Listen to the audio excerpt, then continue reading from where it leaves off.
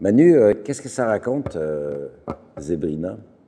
Un bibliothécaire hollandais, le symbole même de la sédentarité, qui est jamais sorti de Hoofddorp, sinon seulement pour aller au village d'à côté, à Gouda, visiter une usine de fromage malheureusement fermée ce jour-là, part en quête historique, spirituelle, humaine, lancé par un livre retourné, un livre en retard de 133 ans, part à la recherche d'un personnage que nous ne nommons pas ici, mais au fil des pièces à conviction, toutes plus extraordinaires les unes que les autres, se retrouve à se dévoiler lui-même en tant que grand voyageur et chercheur d'humanité.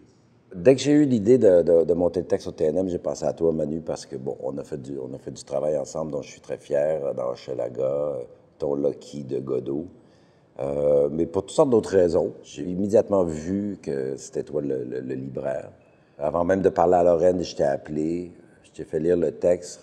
Rappelle-moi ta première réaction. J'ai vu là l'occasion d'interpréter enfin un détective, même si finalement, en lisant le texte, c'était pas tout à fait ça, mais c'est une sorte de détective. Ça commence comme ça. Oui, c'est ça. Une chasse au trésor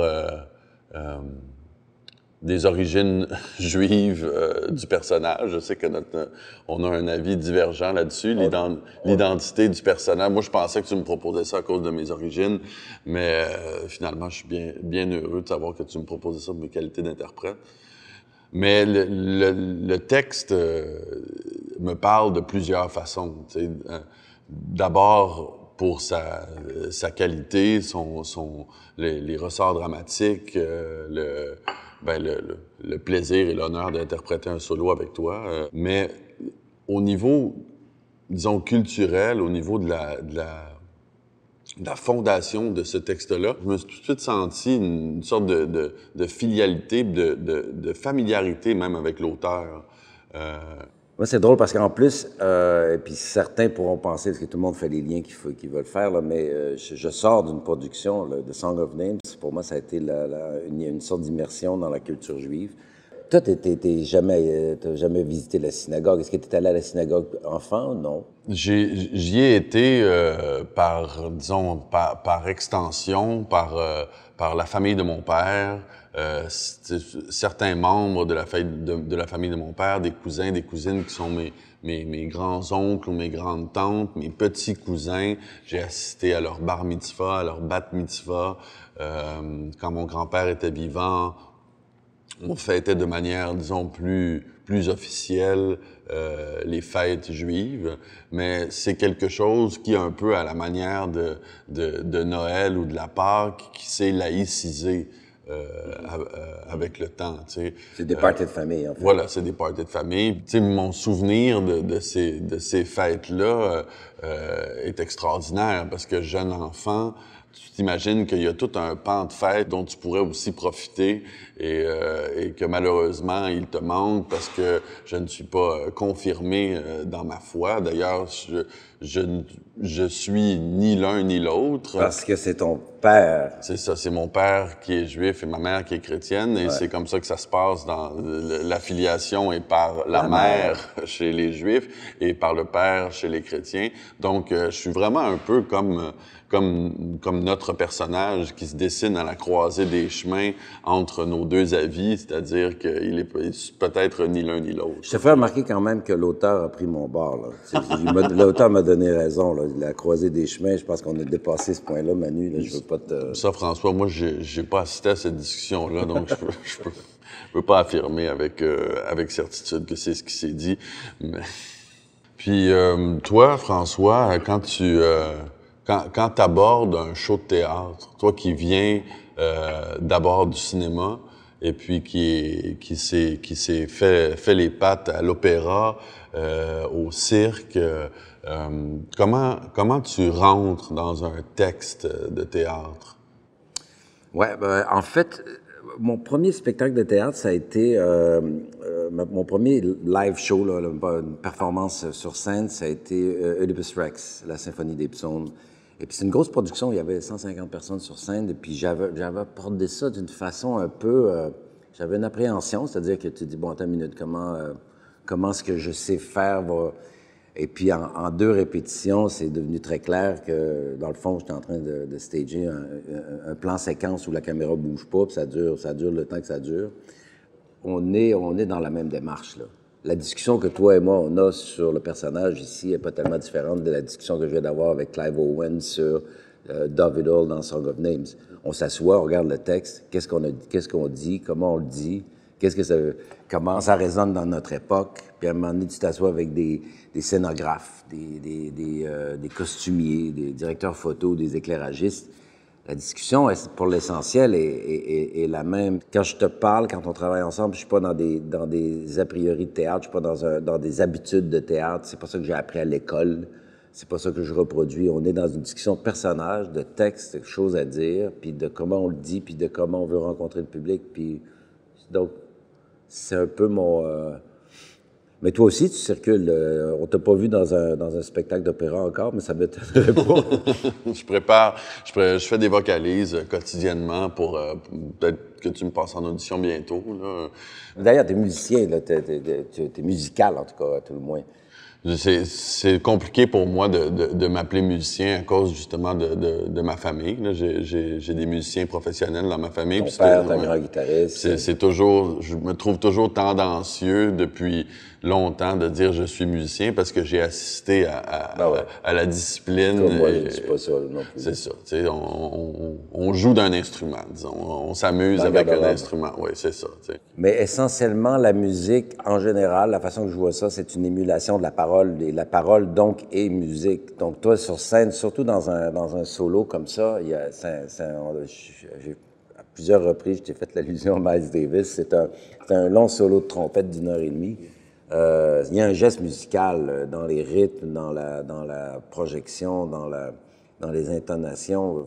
Parler, c'est faire de la musique. Puis un acteur qui est pas musical, pour moi, c'est soit ça n'existe pas ou c'est un mauvais acteur. Ou c'est un mime. Ou c'est un mime. On est toujours près du texte. Il y a que ça c'est notre plateforme. Il y a une matière qui est sur la table. Et ici, moi, j'ai dans le parcours de Zebrina, dont le titre original est Underneath the Lintel. C'est comme ça que je le lis, c'est comme ça que tu le lis toi aussi au départ. Il y a une traduction à faire. Alors Serge Lamotte, mon proche collaborateur, mon dramaturge, Serge est dans tous les projets de scène et les autres. On a plongé dans la traduction de ce texte-là, puis le temps que j'y ai mis est beaucoup plus important que ça aurait été normalement. C'est-à-dire que le contexte de pandémie fait que quand arrive le travail de traduction, là, c'est des semaines avec Serge où on se pose des questions. On a attaqué chacune des virgules de ce texte-là. Après ça, on continue ce travail-là avec toi, Hélène Normando. Toi et Hélène étant des parfaits bilingues, donc là, il y a un aspect de discussion sur la traduction. Et je me rappelle pas d'avoir été aussi loin dans une précision et une profondeur de texte. Mais ça a été un processus vraiment riche, je trouve, d'échange, tu sais, d'avoir ce temps-là, autant de temps ensemble, d'ailleurs, parfois juste tous les deux à cause de la situation pandémique. Parfois en Zoom aussi. Oui, parfois en Zoom. Je pense que ça nous a permis vraiment de construire couche par couche ce personnage-là. Puis d'ailleurs, dans les dernières semaines de répétition, où on sentait que la partition physique était à peu près maîtrisée, on a rajouté des couches de sensibilité, des couches de sensations. Ça a vraiment été satisfaisant, hein, de semaine en semaine, de faire évoluer le travail. Je considère que mon premier travail, c'est de comprendre ce dont tu as besoin, toi. Si tu me dis, comme ça a été le cas ici, que c'est pas comme ça que je l'ai fait dans le passé, tu me dis, j'aimerais ça qu'on faire un travail de répétition de texte. J'ai jamais passé autant de temps à faire ça dans un solo. Alors, c'est ça que tu as besoin, je suis là. Chaque acteur a sa façon d'approcher les rôles, puis sa façon de travailler, puis je pense que c'est important pour moi d'essayer de comprendre ça dès le départ. Tim Roth, Clive Owen, c'est les opposés, là. Ça n'a rien à voir dans la façon de travailler. Fait ça, tu le comprends tôt, puis tu t'installes pour faire le travail que l'acteur a besoin de faire. Puis je pense que c'est comme ça qu'on arrive au meilleur résultat. Mais là, dans la comparaison avec Tim Roth et Clive Owen, là, je veux dire, là, je pense qu'eux ont beaucoup à apprendre de comment toi tu travailles. Parce que moi, Manu, je te connais, je t'ai vu au théâtre la première fois il y a peut-être 10-12 ans.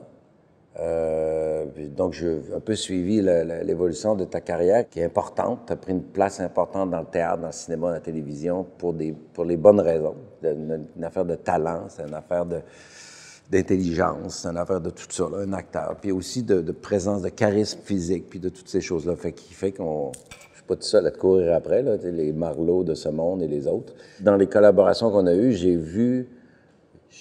l'impression d'accompagner un peu ton parcours déjà, là, en 3 productions, puis de Loki à Maltais à Hochelaga à maintenant. Je pense que tu es dans une zone de maîtrise, de maturité. Tu as atteint un nouveau palier de maturité qui m'a stimulé beaucoup. Tu sais. Puis je suis bien excité. J'ai bien hâte qu'il y ait du monde qui voit notre travail puis qui voit ton travail.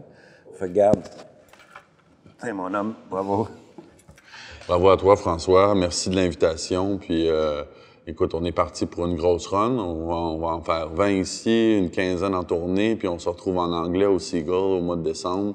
Dans les 2 langues, quand même, Manu, que tu fasses le texte en français et en anglais, c'est un texte hyper exigeant, puis vraiment tour de force. Bravo. Merci, François.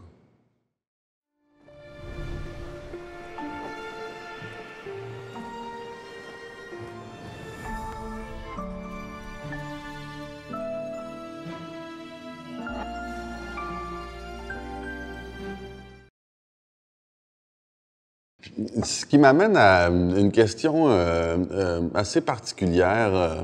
Je pense qu'il y a beaucoup de sens dans notre parcours.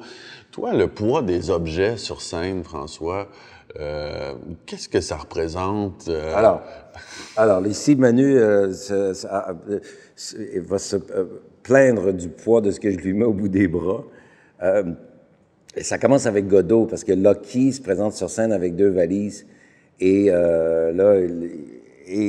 dans le texte, c'est dit et c'est clair que le personnage est accablé par le poids de ses valises.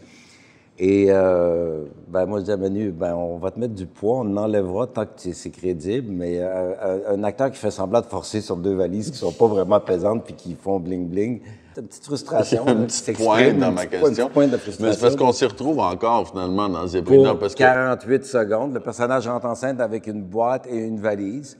Et encore une fois, Manu se plaint du poids de la valise et de la boîte. Puis là, j'avoue que si j'avais une sensibilité par rapport à Loki, ici, beaucoup moins. Ça dure 40 secondes. Fait que là, j'espère que c'est la dernière fois qu'on en parle, Manu, parce que là... je voulais juste prendre l'occasion pour clarifier ça, là, juste pour que tout le monde le sache que tu martyrises les acteurs. Écoute, Manu, je t'entends. Et puis, le prochain rôle que je vais t'offrir, je vais m'assurer que ça implique aucun port d'objet lourd. Parfait. Maintenant que je connais ta grande sensibilité. Mais cela dit, tu m'as quand même accompagné, disons, dans ce processus stanislavskien de method acting. Et puis, malgré la douleur, je peux quand même seulement t'en remercier. Bon, voilà, très bien.